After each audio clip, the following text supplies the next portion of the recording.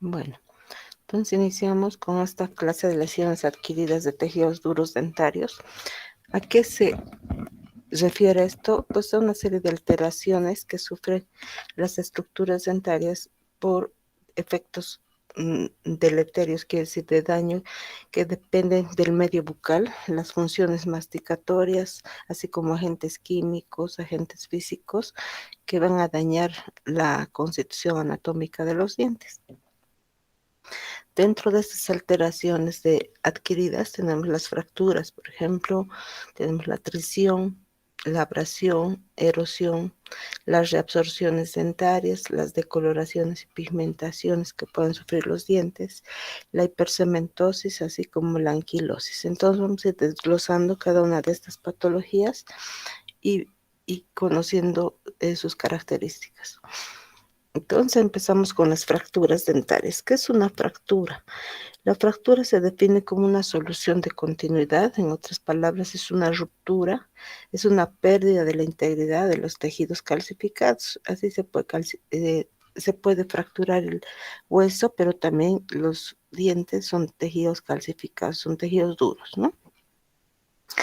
Estas fracturas generalmente obedecen a una causa mecánica, un trauma que va a condicionar. Aquí vemos un incisivo que pues se ha roto, o sea, está con fractura. En la causa es lo que se debe a las fuerzas mecánicas que se ejerce sobre el diente, que van a superar lógicamente la resistencia y elasticidad de esta pieza. Entonces, gracias a eso va a sufrir una ruptura se va a sufrir una ruptura dentaria. Entre las causas de fractura pueden ser de origen externo, cualquier traumatismo bucal, ya sean agudos como choques, golpes, caídas, impactos de proyectiles de bala, como podemos ver una caída y de cara, se puede fracturar el diente, puede haber una fractura maxilofacial, puede haber un impacto de balas que van a condicionar estas fracturas de origen externo, ¿no? También pueden ser de origen bucal, o sea, que dentro de la boca hay algún factor que condiciona esta fractura. Por ejemplo, estar masticando algunos alimentos duros en posición masticatoria de cuerpos extraños, ¿no? O sea, cualquier material duro que uno vaya a triturar con los dientes puede fracturar los dientes.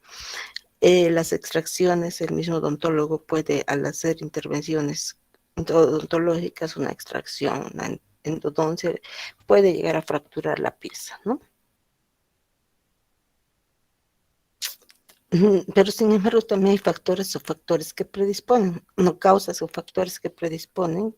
Entre esas tenemos, por ejemplo, si una pieza ya está cariada, entonces es más fácil que se fracture. Entonces es un factor que predispone a la fractura. Una necrosis pulpar, tratamientos de conductos, las obturaciones, cuando un diente está con obturación, puede llegar a producir también esto, dilaceraciones, las hipoplasias, desgastes dentarios, las reabsorciones internas o externas, eh, anquilosis, las radiaciones ionizantes, que se refiere a que el paciente se somete mucho a radiación, como son producto de bombas atómicas o los mismos rayos X, rayos gamma, ¿no? Que son exposición exagerada, este tipo de radiaciones también pueden ser susceptibles a este tipo de fracturas. Entonces es bueno, caries vamos a llevar, igual que necrosis pulpar cuando llevemos patología pulpar, pero cualquiera de estas alteraciones, si hemos visto la dilaceración, que es un factor, es una alteración de la curvatura normal de la raíz y que puede ser un factor de condicionante para que se fracture. Las hipoplasias también hemos visto de por sí las hipoplasias están desmoronando, o sea, los dientes están más, hay una alteración de la estructura del diente y por lo tanto están desmoronando más y de por sí entonces un factor que predispone a las fracturas. Cualquier reabsorción que vamos a ver en este tema, vamos a ver anquilosis que van a provocar pueden provocar o ser causa de fracturas. Entonces vamos a clasificar que estas fracturas se dividen en fracturas de la corona, que solo afectan a la corona, pueden ser corono-radiculares y pueden ser nada más radiculares, ¿no? Entonces hay esa clasificación de acuerdo a la localización en coronarias, radiculares o corono-radiculares que van desde la corona hasta la raíz. Entonces vamos a ver en primer lugar las fracturas de la corona, cómo se clasifican las fracturas de la corona. Las fracturas coronarias pueden comprometer nada más al esmalte y se conocen como fracturas adamantina o llamadas también efracciones del esmalte. Si van hasta la dentina se llaman fracturas amelodentinarias. Si van hasta la pulpa, amelodentino-pulpares o llamadas también fracturas penetrantes. Y también en la corona pues solo pueden fracturar la dentina y se llaman dentinarias cerradas. Es más raro esta última, las otras son más comunes. Entonces, una fractura adamantina o efracción del esmalte, que son apenas pequeños fragmentos, aquí vemos fragmentos, por eso también se llama efracciones del esmalte, porque solo comprometen al esmalte, y como vamos a ver son pequeñas fracturas que solo van hasta el esmalte. Las amelodentinarias ya van un poco más, son un poco más profundas, van hasta la dentina, como podemos ver en nuestro esquema. Normalmente si la fractura es reciente, los dientes se van a ver vitales, la dentina se va a ver de un color blanco amarillento o amarillo pálido, o de color blanco o amarillo pálido, se puede ver. Y si es ya mucho tiempo de la fractura y el paciente no ha acudido a una revisión odontológica, cada vez la dentina se pone más oscura, puede llegar a un pardo, inclusive a verse negruzca la dentina. Entonces esta es una fractura melodentinaria, como pueden ver aquí, que es un poco más profunda. Cuando ya van hasta la pulpa, ya hemos dicho, son amelodentino-pulpares o penetrantes. Este tipo de fracturas que van hasta la pulpa pueden tener exposición pulpar, o sea, se queda un fragmento, se rompe un fragmento y se puede ver la pulpa. Entonces sería con exposición pulpar, o pueden ser sin exposición pulpar, como podemos ver acá. Entonces, cuando no hay exposición pulpar, o sea, ahí el fragmento puede estar totalmente fracturado, pero los tejidos blandos lo pueden tener ahí el fragmento, o finalmente también ir bueno, más bien esta fractura va hasta la pulpa, pero esta pieza no expone, como en este caso que se ha quitado este fragmento, aquí está fracturado, pero todavía está ahí la pieza, ¿no? Entonces no se está exponiendo la pulpa, entonces hay una fractura sin exposición pulpar. Aquí podemos ver algunos casos de algunos pacientes que, vean aquí, pues está expuesta, es una gran fractura, prácticamente toda la corona, y aquí la pulpa queda expuesta, que se ve normalmente de un color rojo, ¿no? Por el tejido conectivo y vasos que tiene, normalmente a veces sangrante. Aquí vemos la pulpa de color rojo, este es de color amarillo pálido, es una fractura reciente seguramente, es amarillo pálido, es la dentina, y por fuera blanco nacarado es el esmalte. Entonces son fracturas, como pueden ver aquí, otra en forma oblicua, y también la fractura, pero en la parte central se ve una línea roja, ¿no? Entonces es la pulpa, son fracturas amelodentino-pulpares o penetrantes con exposición de la pulpa está expuesta. Esas son las radiografías, en este caso de este paciente pueden ver aquí como que está queriendo llegar a la pulpa, puede ser aunque sí, ya puede haber, bueno, aquí la pulpa ya casi está expuesta, igual son fracturas importantes de estas piezas dentarias, y aquí prácticamente está súper expuesta, ¿no? Como podemos ver, es una melodentino pulparo penetrante. Y en este hay una fractura, pero pues el diente no se ha desprendido completamente, hay un poco de sangrado, pero es una fractura amelodentino pulpar sin exposición pulpar, solo se ve un poquito de sangrado en forma de una T, o sea, fractura al paciente. ¿no? Entonces es amelodentino pulpar penetrante, pero sin exposición pulpar. Y les había dicho que a nivel de la corona también podemos observar las fracturas dentinarias que solo comprometen a la dentina, y estas fracturas pueden darse por tornillos o pins cuando se está haciendo tratamientos, y que normalmente son microfracturas cerradas, no presentan manifestaciones clínicas. Vean esos tornillos, al poner la corona, etcétera, se puede fracturar la dentina al querer restaurar la pieza. Las fracturas radiculares que comprometen a la raíz son poco frecuentes. A veces solo hay antecedente del golpe y cierta movilidad dentaria que nos pueden hacer sospechar. Normalmente no dan síntomas, puede pasar inadvertida. Y al hacer la radiografía podemos ver esta solución de continuidad, esta imagen radiolúcida que está ahí. Inclusive esta pieza está tratada, si ustedes ven, está con tratamiento de conductos, pero pues se ha fracturado.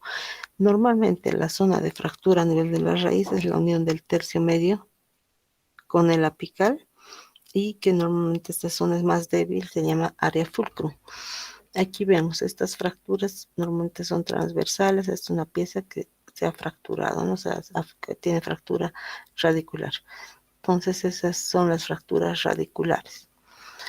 Las fracturas que van desde la corona hasta la raíz son llamadas coronas radiculares, pueden ser sagitales, que quiere decir que están siguiendo el eje del diente, ¿no? Esa es una sagital. O pueden ser oblicuas, como las que estamos viendo, de un extremo al otro, llamadas también amelodentino-cementarias, que van hasta la pulpa, amelodentino-cementarias. Pueden también ser penetrantes, como en este caso van desde el esmalte, la dentina, la pulpa, hasta al cemento. Entonces ahí pueden ser penetrantes, está en forma oblicua, pero están yendo hasta la raíz. Este tipo de fracturas se da más en premolares, con tratamientos extensos, y normalmente podemos observar en o sea, como es hasta la raíz, pueden ser sagitales y pueden estar de una de las zonas, de uno de los fragmentos que se ha fracturado, puede haber movilidad dentaria inclusive. Microscópicamente, si nosotros analizáramos estas fracturas, a estos dientes fracturados, lo que como mecanismo de defensa, esa pieza empieza a formar dentina secundaria que protege la pulpa cuando se fractura. Podemos ver necrosis pulpar cuando, sobre todo, si la pulpa está expuesta, y en algunas ocasiones si se fractura también pasa mucho tiempo y el paciente no ha acudido a la consulta a hacerse una revisión y tratamiento, puede desarrollarse en la pulpa por la inflamación crónica, una pulpitis crónica hiperplásica que se conoce también como pólipo pulpar. Entonces eso es lo que podemos ver a la microscopía, también esa proliferación de la pulpa que se llama pólipo pulpar. Entonces, eso sería en cuanto a las fracturas. Vamos a pasar a la segunda alteración de tejidos dentarios, que es la trisión. Como todos ya saben, seguramente ustedes, son un desgaste de los dientes por contactos dentarios, que normalmente los pacientes o todas las personas van sufriendo de acuerdo a la edad por la masticación. Hay una pérdida prácticamente de las sustancias en las coronas dentarias del tejido dentario, y que posteriormente va haciendo que los dientes sean más pequeños. Con frecuencia se afecta tanto la dentición primaria y permanente, aunque es más común en la permanente. En los adultos y ancianos es donde vamos a ver que las piezas cada vez están más pequeñas por ese desgaste que sufren en la masticación, y que podemos ver las coronas más pequeñas. A veces hay anillos concéntricos que, por el desgaste que sufren estas piezas, se pierden las zonas cuspidias y se empiezan a ver estos anillos que circulares que tienen esmalte, como pueden ver, blanco nacarado en la parte media de la dentina más pálida, ¿no? Ahora va a depender también del tiempo de evolución de la atrición. A veces se ve amarillo marrón o amarillo café, pero es cuanto más tiempo pasa, ¿no? O sea, cuanto mayor tiempo la evolución, más de ese color se va a ver al inicio, se ve de ese color amarillo patito o amarillo claro en las estructuras dentarias. En cuanto a la ubicación, lógicamente, si fuera una oclusión normal, el desgaste a nivel de incisivos superiores van a ser en el borde y tercio incisal, las caras palatinas, en los inferiores borde y tercio incisal, caras vestibulares, y en general en el resto de las piezas en zonas de contacto, ¿no? Donde hay contacto con las otras dientes va a producirse esta atrición. Hay dos tipos normalmente en cuanto a la etopatógena, dos tipos de relaciones oclusales, los contactos fisiológicos, pero también pueden haber contactos traumáticos. Los fisiológicos cuando hay una oclusión normal, ¿no? Y que con la edad se va desgastando esas piezas dentarias. Normalmente puede haber también contactos traumáticos cuando hay una mala oclusión dentaria, malposición dentaria, entonces puede también condicionar esto a atrición. Hay hábitos patológicos que pueden acelerar un poco esta atrición, como son el bruxismo, que es el hábito de rechinar los dientes. O sea, cuando hay un paciente que empieza a rechinar los dientes, sobre todo esto puede darse por contactos anormales, por ejemplo, una obturación defectuosa, el paciente trata de compensar esa obturación, entonces puede producir ese contacto anormal o malposición dentaria que puede llevar más fácilmente una atrición. También la causa de bruxismo también puede ser el estrés físico mental, cuando hay sobrecarga de trabajo, entonces el paciente empieza a rechinar los dientes. Y también en niños una causa muy común de bruxismo es las parasitosis, ¿no? Lo que se llama la gusanera oxiureasis, que el prurito hace que el paciente rechine los dientes por las noches. Sobre todo ese prurito puede tener a nivel anal. Ahora, macroscópicamente quiere decir clínicamente cómo yo voy a ver a estos pacientes, cómo se va a ver, cómo yo voy a saber que tiene atrición. Ya había estado adelantando al principio cómo se veían las piezas. Si fueran dientes jóvenes o temporarios, pues se pierde esa flor de lis, ¿no? O sea, se hace más recta. En los dientes permanentes, lo que ya hemos visto son esos desgastes, las coronas cada vez están más pequeñas, el paciente empieza a tener problemas en la masticación, ya no puede masticar adecuadamente los alimentos, a veces como la mucosa hace repliegues a veces porque los dientes están más pequeños, empieza a morderse la mucosa, la lengua. Entonces, esas son manifestaciones de que los dientes están cada vez atricionados, las coronas están más pequeñas y se empiezan a desgastar en forma, como vemos aquí, concéntrica, se pierden las zonas cúspides a nivel de molares, premolares, y pues podemos ver que son anillos concéntricos que tienen ese esmalte en la periferia, la dentina en la parte central, y cuando es reciente la atrición se ve de color así amarillo pálido, ¿no? Y cuanto más avanzada la atrición de años, que el paciente no hace un tratamiento para evitar mayor atrición, entonces pues empieza a desgastarse más, cada vez más, y la dentina se va a ver de color amarillo café, como vemos, o amarillo marrón, el marrón es café, como podemos ver en estas piezas, y esto se debe principalmente a que como mecanismo de defensa la pulpa empieza a formar dentina secundaria para evitar su lesión la lesión de la pulpa, ¿no? Entonces cada vez se ve más de este color.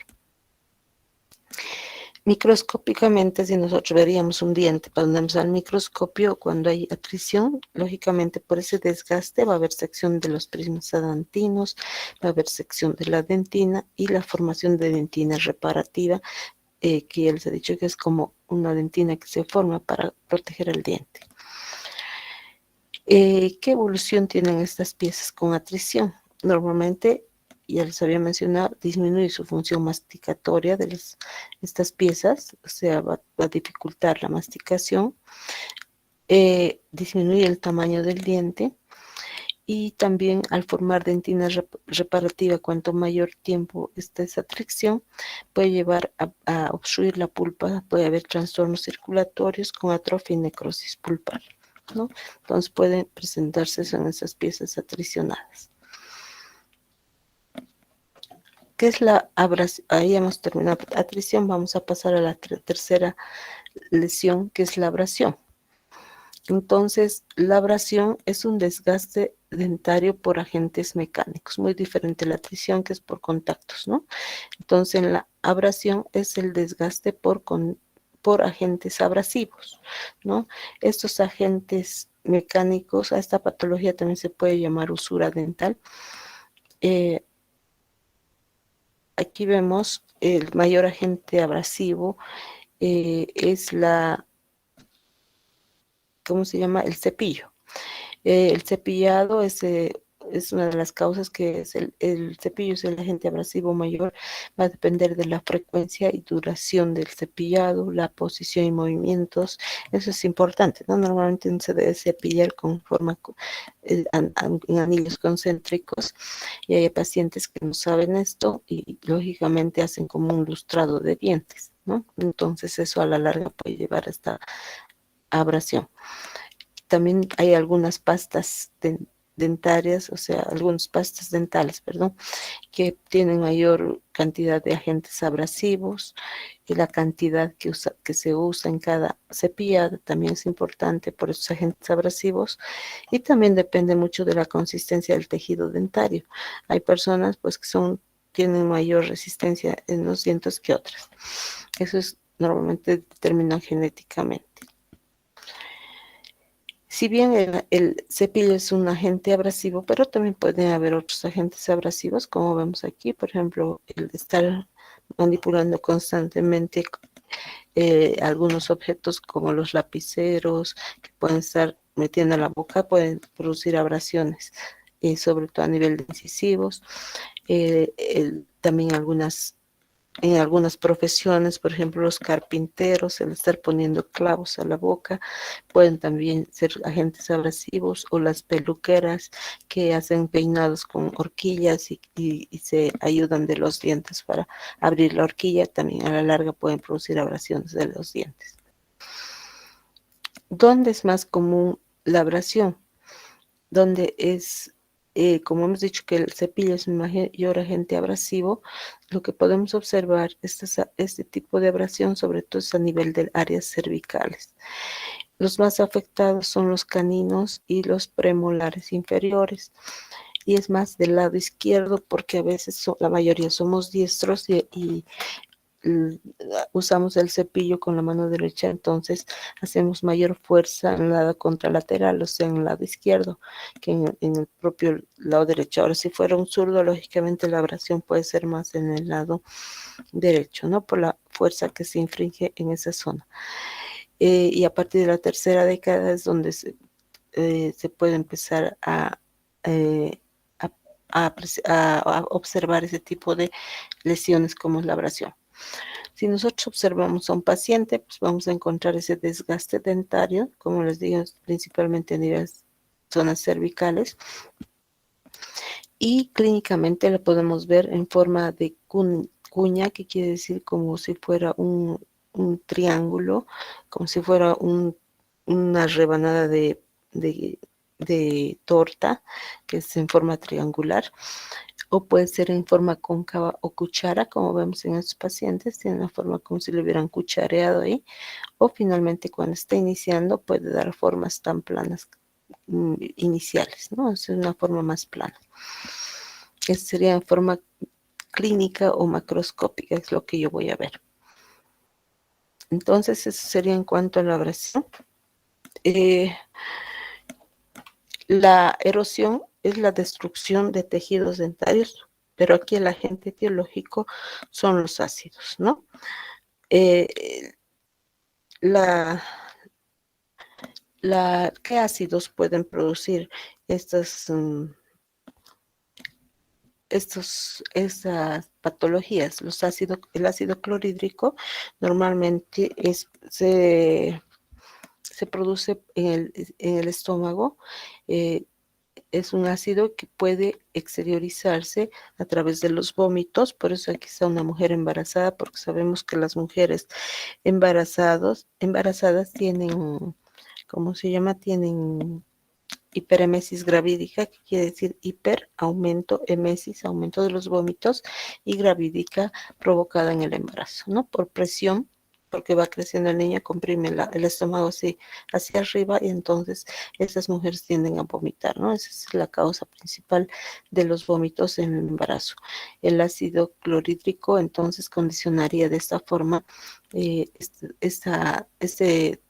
esta alteración, que es la destrucción de los tejidos dentarios por ácidos.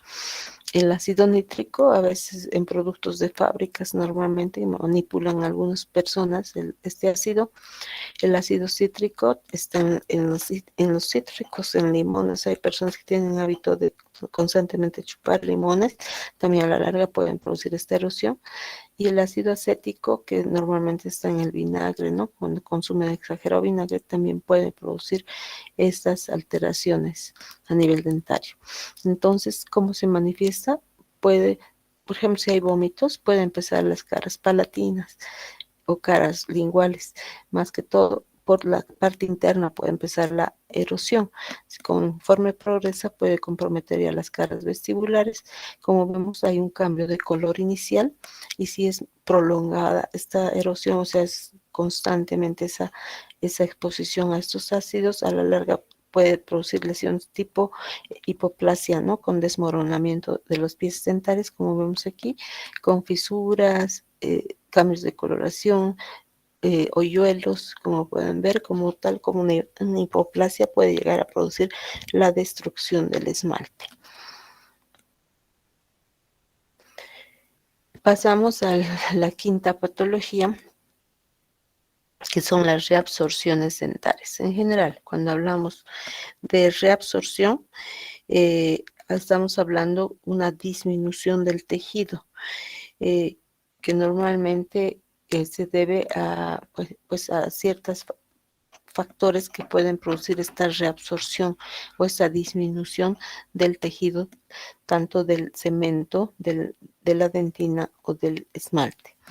Entonces, esta clasificación es interesante porque nos permite comprender un poco más, tanto desde el punto de vista histológico o clínico, cuando hablamos de reabsorción cementaria, cuando afecta al cemento. Es más común esta reabsorción, esta disminución del cemento a nivel apical, y sabemos que la ortodoncia es una de las causas principales para que esta reabsorción cementaria, ¿no es cierto? Esa fuerza de movimientos ortodónticos a la larga va a producir esta disminución del cemento a nivel apical, que le da eso, la movilidad dentaria al diente. O cualquier enfermedad periodontal, la presencia de quistes, granulomas, abscesos, a la larga puede también producir una reabsorción del cemento. La reabsorción dentinaria es la reabsorción de la dentina, que puede ser de dos tipos: externa, que viene por presión, porque normalmente la reabsorción se puede dar también porque la puede provenir primero la reabsorción del cemento y luego la reabsorción de la dentina, por eso es de causa externa, o sea, de adentro, digo de afuera para adentro, ¿no? Entonces también cualquier enfermedad periodontal puede llevar a una reabsorción externa de la dentina. Pueden ser internas, como en el caso en este paciente. Este es un pólipo pulpar, que es una inflamación crónica hiperplástica de la pulpa, que la pulpa crónicamente inflamada empieza a crecer dentro, y lógicamente, como hace presión sobre la dentina porque está aumentando aquí la zona pulpar, entonces puede producir una reabsorción, una presión interna sobre la dentina, y producir esta reabsorción interna de la dentina.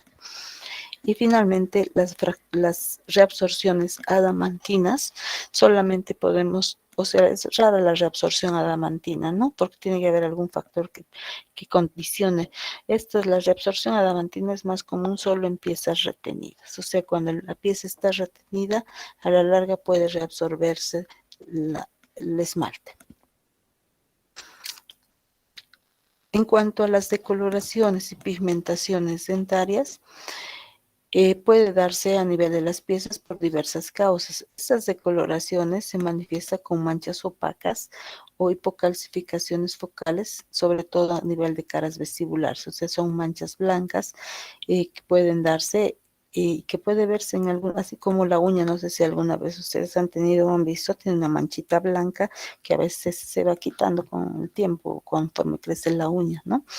Son como manchas opacas, pero a nivel de los incisivos, que sobre todo se puede dar en estos en dientes temporarios, en recién erupcionados, son manchas blancas, que se debe a defectos de la calcificación, que puede irse posteriormente reparando con depósitos de calcio o cuando ya pues, se quitan los temporarios y a los permanentes ya no salen así. O se puede ir rellenando, calcificando con el tiempo y se van perdiendo estas manchas. También hay estas decoloraciones provocadas por el uso de medicamentos, como es la ingestión de tetraciclinas, que dan este color, estas características. Si una madre ha consumido en el embarazo tetraciclinas, que a veces se usa para el acné, ¿no? O sea, a veces tienen acné las embarazadas, y si uno no tiene ese cuidado de no dar ese medicamento y consume la mujer las tetraciclinas, que son antibióticos, a la larga, pues el niño que no tiene dentición al momento del nacimiento, conforme erupción en sus dientes, se va a ver esas pigmentaciones por tetraciclinas, ¿no es cierto? Como vemos acá, inclusive en niños está prohibido las tetraciclinas porque sabemos que tienen la dentición en formación la permanente y cuando hay recambio pueden salir estas piezas con pigmentaciones de color amarillo, marrón, como pueden ver, o de color marrón. Esa es la pigmentación por tetraciclinas. También puede haber pigmentaciones por causas endógenas o exógenas, como son, por ejemplo, pigmentos hemáticos, que da un color pardo negro. Por ejemplo, ha habido una hemorragia dentropulpar y como no hay por donde salga, es un trauma, por ejemplo, puede producir una hemorragia intrapulpar y por lo tanto ese pigmento al principio se va a ver rojo, azulado, luego va cambiando, ¿no? Al llegar un pardo negro. También, y si un paciente tiene problemas hepáticos, biliares, como una alteración en la vesícula con cálculos y todo, puede estar ictérico, el paciente puede estar amarillo y a nivel de dientes se pueden ver un poco verdosos esos dientes, amarillo verdosos, ¿no? Y las causas exógenas pueden ser argéntica. Aquí vemos las amalgamas, por ejemplo, que contienen que es pigmento de plata, que ya no se usa mucho actualmente porque pueden pigmentar el diente, como de color un gris a negro. La pigmentación tabáquica de un color ocre, se ven así medio plomizos los dientes provocados por el tabaco, ¿no? Entonces son pigmentaciones que provienen del exterior. Entonces pasamos a lo que es la hipercementosis.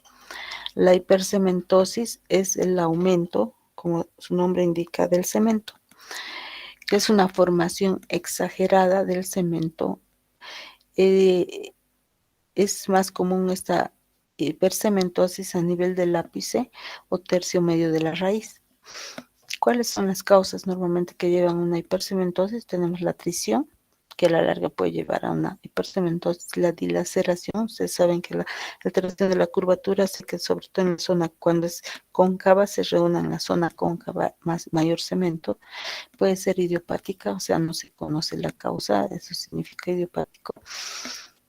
Puede haber enfermedades sistémicas, óseas, que puedan condicionar hipercementosis, y la movilidad dentaria. También cuando hay movilidad dentaria, así como hay reabsorción, puede haber hipercementosis. Entonces, hay una clasificación también importante desde el punto de vista macroscópico y como podríamos ver en estudios de imagenología, sobre todo una resonancia magnética vemos aquí, donde puede haber localizada esta hipercementosis. Puede ser nada más a nivel apical, como vemos aquí, que se ve esta imagen radiopaca, y que normalmente esta forma de hipercementosis apical se observa sobre todo en movilidad dentaria, cuando hay movilidad del diente. La difusa es cuando hay unión de piezas vecinas, ¿no? Entonces hay una hipercementosis difusa cuando hay sinostosis, por ejemplo, o la fusión diente multiradicular se convierte en uniradicular, pues la sinostosis, la concrescencia cuando hay unión de raíces vecinas, inclusive en dientes dilacerados se puede ver esta hipercementosis, o sea, cuando hay unión de raíces vecinas, un diente multiradicular se convierte en uniradicular, o en pacientes que tienen dilaceración, hemos dicho que hay hipercementosis, sobre todo en las zonas cóncavas. Y la nodular, entonces vean, hay tres formas: localizada, la difusa y nodular. Y esa nodular normalmente se presenta cuando hay tumores de cemento. Ven, aquí hay pequeños nodulitos alrededor de la raíz, como son los cementomas, ¿no? Entonces pueden observar imágenes radiolúcidas que son calcificadas a nivel son resonancias donde se puede observar mejor estas hipercementosis en forma nodular. Y finalmente, para terminar estas lesiones adquiridas de tejidos duros dentarios, tenemos la anquilosis. La anquilosis, que es prácticamente la unión del diente a su alveolo. Lógicamente, esta anquilosis es una unión permanente entre el cemento y el hueso alveolar, o entre la dentina, cuando hay desgaste del cemento, al hueso alveolar, por atrofia y metaplasia del ligamento periodontal. Esto se puede dar sobre todo en piezas ya por la masticación, se va desgastando ese material ¿cómo se llama? Alrededor de la raíz. Entonces, esto se puede fusionar prácticamente el diente a su alveolo. Y esto lógicamente es importante conocer, ya que al hacer una exodoncia se puede dificultar bastante hacer la exodoncia, ¿no? Entonces ahí la importancia de la anquilosis. Entonces creo que este tema es corto, es bien comprensible. Vamos a detener.